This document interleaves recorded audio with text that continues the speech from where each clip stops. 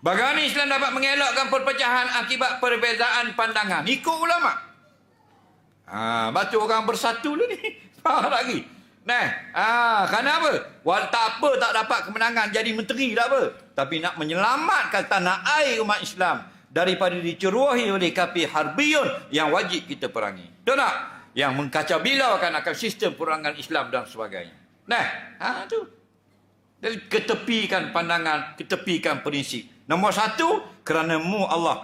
Nombor satu, semata-mata. Lepas tu kita gadaikan benda lain, tak apa. Jangan gadaikan agama. Nampak? Ni siapa kadang orang kafir nak menghalalkan yang haram. Siapa berebut nak bela babi habis semua.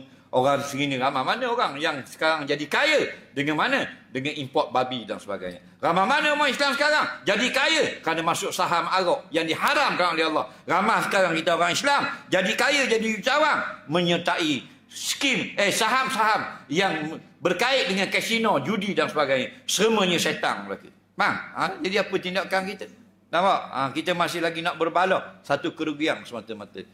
Baiklah kita bersatu atas nama Islam. Sekurang-kurangnya kita masih lagi dapat ada kuasa. Walaupun kuasa itu dapat kadang orang tangan pasek sekalipun. Tapi mereka tidak kafir laknatullah. Musuh-musuh Allah yang terang nyata.